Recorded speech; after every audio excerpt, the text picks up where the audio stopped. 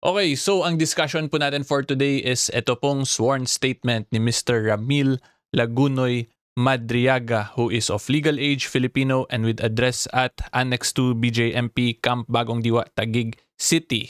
Okay, so in summary po, ang allegations niya ay siya daw ay bagman ni Vice President Sara in relation to confidential funds daw po ni VP plus nung panahon pa nung nasa DepEd siya. And then, meron din po siyang allegations dito na during the 2022 election campaign, galing daw po sa Pogo and drug dealers yung funding na ginamit ni VP Sara dun sa kampanya niya. Okay? So, good day po my fellow taong bayan. And for today, I will be discussing initially po muna yung basics of notarization. Kasi pag isearch yung puto yung pangalan ni Mr. Madriaga, then ilagay po ninyo sworn statement or affidavit niya, one of the common denominators po na nakikita ko sa iba't ibang content creators who are in favor of this sworn statement ay in-emphasize po nila palagi na notarized kasi daw. Therefore, dapat daw paniwalaan talaga natin. So because of that, ika-clarify ko po muna or back to basics muna tayo tungkol sa notarization. Okay? And then after that, magbibigay na lang po ako ng konting commentaries based dito sa mga statements niya sa affidavit. Okay? Pero before po tayo mag-start, gusto ko lang po magpasalamat sa inyong lahat na nag-subscribe because we have recently crossed the 350,000 subscribers na po sa YouTube channel ko. So ang next goal ko po niyan is maging 400, then of course 500, half a million, until eventually po umabot tayo ng 1 million para madagdagan po to ng gold play button naman. Okay, so tandaan po ninyo sa lahat ng hindi pa nakasubscribe, wala pong bayad to basta sa YouTube channel kayo mag-subscribe. So tingnan po nyo, pag i-click po ninyo yan, wala po yung any fees. And then ang maganda po niyan actually is manonotify po kayo kung meron akong bagong upload pag nakasubscribe kayo. Okay, so make sure po hindi itong i-click nyo yung join, itong subscribe. Ito po kasing join, this one is for my membership program which I called Associates for Truth, 99 pesos per month. And then meron pong mga loyalty badges na yan. So makita nyo, di ba? May shield, may espada, tas pag sa highest level, may 3 espada na. Okay? So this one po is just one way to support my channel. This is not mandatory naman po yung membership. Ang request ko lang po talaga is kahit subscription lang sa YouTube channel ko, that is more than enough na po. So again, ulitin ko lang po, maraming salamat po sa lahat ng nag-subscribe. Nasa 350,000 na po tayo. And thank you din po in advance sa mga magsasubscribe pa lang para towards 400,000 naman po yung next milestone natin. Okay, ngayon tuloy na po tayo sa discussion. Okay, so sa mga gusto po basahin tong sworn statement mismo ni Mr. Madriaga, pag i-search nyo po, may mga lalabas namang iba't ibang content creator na nag-upload nito. Pero for me po, ang basis ko is itong Batas PH na Facebook page. Kasi from my point of view, mas mukhang unbiased or impartial tong Batas PH. Hindi po siya halatang pink or hindi rin po siya halatang DDS. So to make it more fair for everyone, dito po ang magiging basihan ko ng discussion. Okay? So ang first nga po nating i-discuss is the notarization muna. Kasi ito nga po yung nakikita ko dun sa mga anti-VP Sara, anti-Duterte group. Kasi because of the notarization daw po, dapat paniwalaan lang natin na yung mga sinabi dito ni Mr. Madriaga. Okay, so ang first po talaga na purpose ng notarization, like what I have already discussed in previous videos, especially dun sa issue kay Sergeant Gutesa, di ba? Kasi nagka-issue din sa notarization. So anyway po, going back, sa notarization talaga, ang kailangan nating tandaan dyan, ang pinaka-function po talaga niyan, or one of the main functions po of notarization is para i-convert ang isang private document into a public document. Okay? So when you say public document po, magkakaroon lang yan siya ng presumption of genuineness, authentication, and as to the identity po ng tao na gumawa ng affidavit na yan. Yung tinatawag yan sila na affiant, basta nasa mga affidavits na or statements or sworn statements.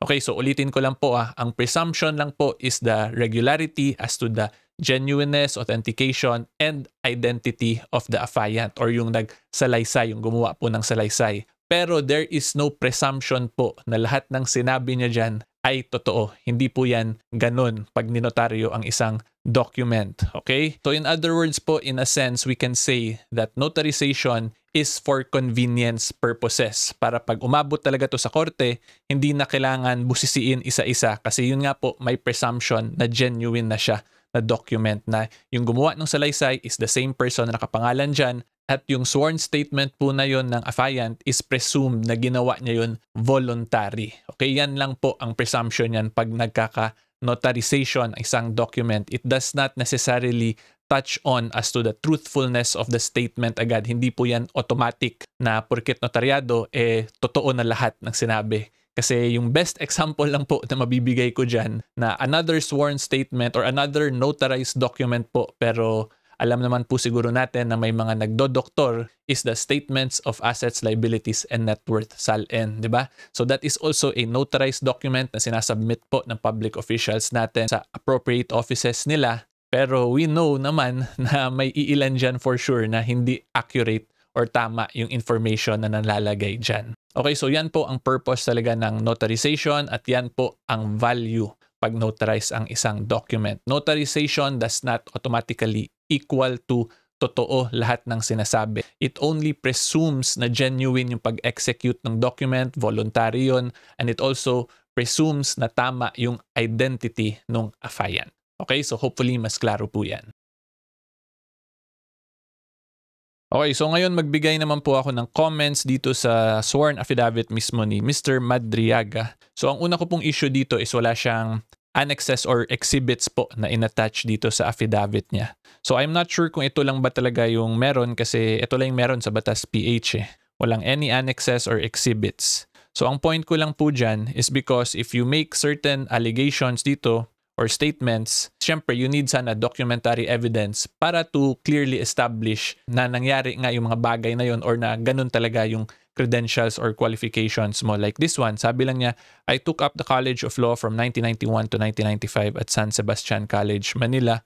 I graduated in 1995 and took the bar examinations the same years but did not pass. So of course, wala siyang inattach dito. So it can be true, pero it can also be questioned. Diba? Kasi kahit naman po sino nga pwede lang gumawa ng statement, diba? Like example, in my case po, tinatawag ako ng mga gusto sa akin na quote-unquote DDS lawyer. Pero tatanungin ko po kayo, ano ba yung proof nyo na DDS lawyer talaga ako, diba? Wala namang tayong proof talaga eh. And then, para naman po sa mga ayaw din sa akin, tinatawag nila akong bayarang abogado. So, ang question ko naman sa kanila, ano rin yung proof nyo na bayaran ako, diba? In other words, madali lang po kasi talaga gumawa ng statements, magsabi-sabi, pero madali din po yan maribat kung wala kayong other supporting documents. So dito sa mga claims yan ng College of Law siya, this one, it can easily be established naman. So mag-submit lang siya ng diploma niya. So yan lang po yung una ko talagang issue nakita kasi wala po siyang any annexes, exhibits, or any attachment dito sa affidavit niya. So lahat lang po to sworn statement or sinabi lang niya according to him. Okay?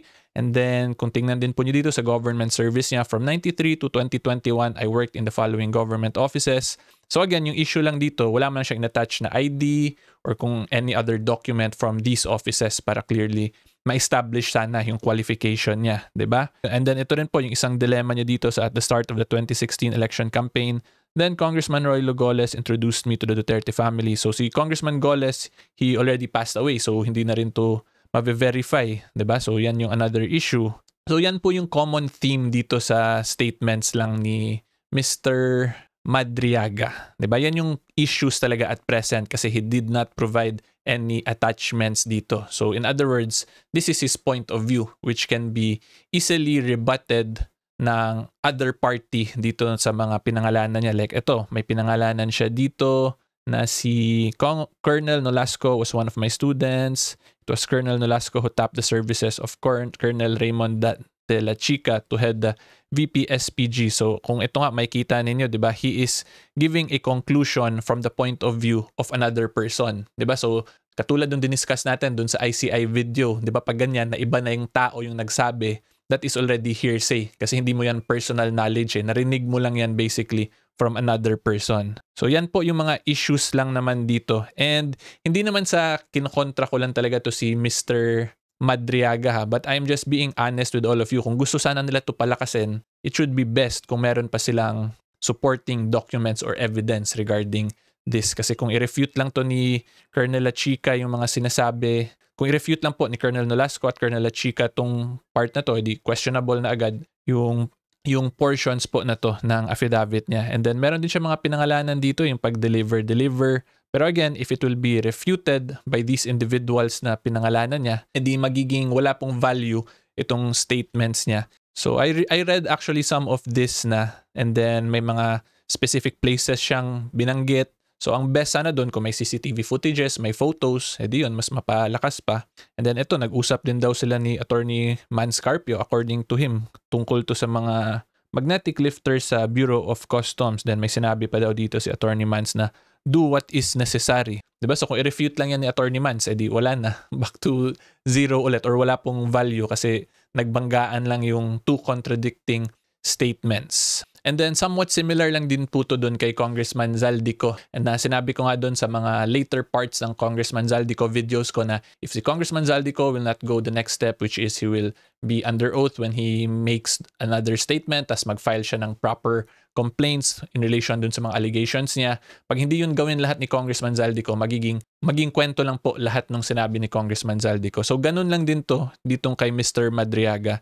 So if it will just be based on this sworn statement, edi kung walang follow through, walang any action, walang filing of complaints, it will also just be yun nga po, ay kwento lang din. And ngayon po, explain ko naman sa inyo kung ano ang mangyayari kung i-file to later on ni Mr. Madriaga sa korte. Ibig sabihin ba nun automatic magiging totoo na to once filed? Diba? So that is a very interesting question.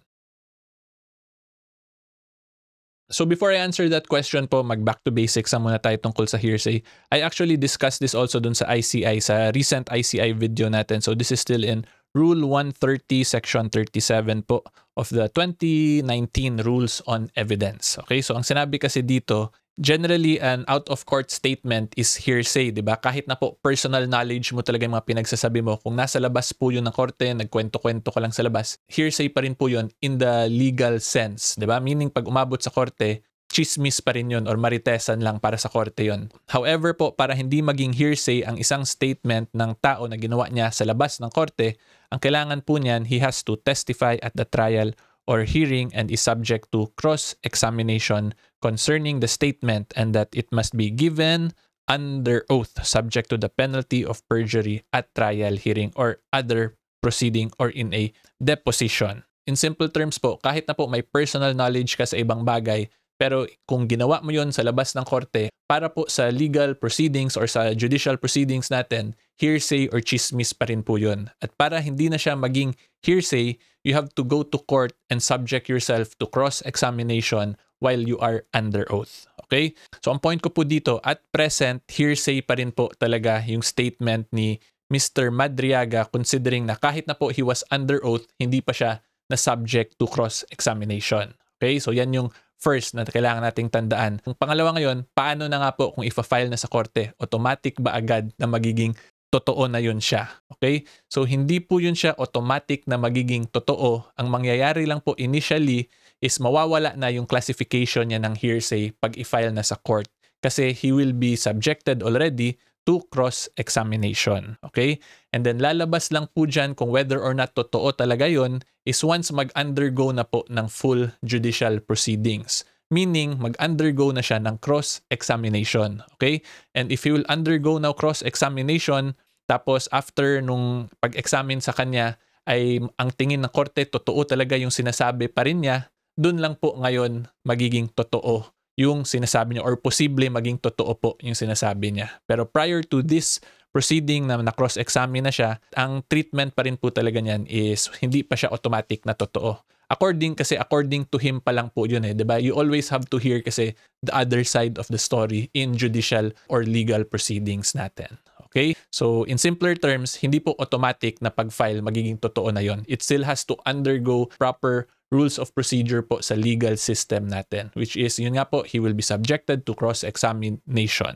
Okay, so hopefully mas klaro po yan. And then, ngayon, i-discuss ko naman sa inyo yung political side of things sa mga ganitong statements. Kasi this is somewhat similar din sa statements na ginawa ni Senator Amy Marcos in relation to the drug allegations versus PBBM, and dun din po sa statements ni Zaldico against PBBM and Speaker Martin Romualdez. Okay, so another reminder lang po kasi madami-dami naman na tayong na-discuss. So hopefully po if you enjoy my videos, sana po makonsider nyo rin i-like po mismo yung video itself kasi malaking tulong po yan sa pag-promote ng videos, at kung pinromote po ng algorithm ni YouTube yung video ko, mas marami pong makakapanood at makakakinig dito sa mga pinagsasabi kong legal content or legal videos. Okay? Kasi tingnan po ninyo, dito po sa ICI video ko, there was only 92,000 views on YouTube, tapos there was only 3,900 likes. Diba? So yan po. Pero dito po sa impeachment sa PhilHealth issue versus PBBM in relation to impeachment, meron tong 316,000 views pero meron pong 13,000 likes, 'di ba? So in summary po, ang main point ko lang talaga dito, if you believe po dito sa advocacy ko kung saan sinishare ko lang kung ano ba talaga yung nakalagay sa batas in relation to current events natin, hopefully you can consider liking the video itself din po para ma-promote ng YouTube algorithm yung video ko to as many people as much as possible. And kung mangyari yon, at least mas madami pong makakaintindi or makakarinig nga nitong nililecture ko. Okay? So ngayon tuloy po tayo sa discussion.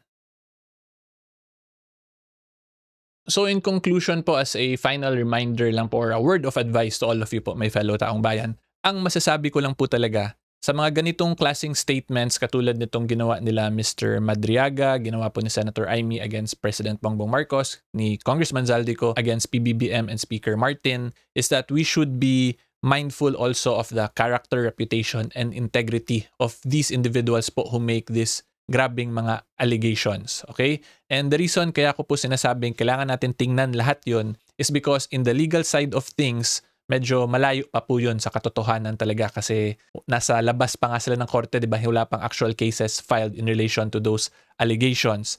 However, in these situations po or in these statements, naka-apekto na kasi ito ng political mileage or political image po ng isang politiko. So dito po in the recent statement of Mr. Madriaga, of course, ang maapektuhan dito is the political mileage ni Vice President Sara Duterte, who is currently the number 1 po sa mga surveys in relation to the future presidential elections sa 2028 elections. Okay? So yan lang po, tingnan natin, timbangin po natin kung dapat ba worth ng trust natin to kasi mahirap din po if we will just always consider the legal side lang or the legal rules of procedure kasi at the end of the day, wala pa naman po talaga tayo sa korte, nasa labas pa lang. These are all out of court statements, out of court allegations. So we really have to balance po yung pag-apply natin ng mga rules, ng mga batas natin versus yung mga political effect din nito sa mga political figures natin. So yan lang po, tingnan natin sino ba sa mga to yung mas kapani-paniwala, sino ba yung mas credible, at kung sino ba talaga yung may magandang motibo kaya nila nilalagay or ginagawa itong mga statements na to out in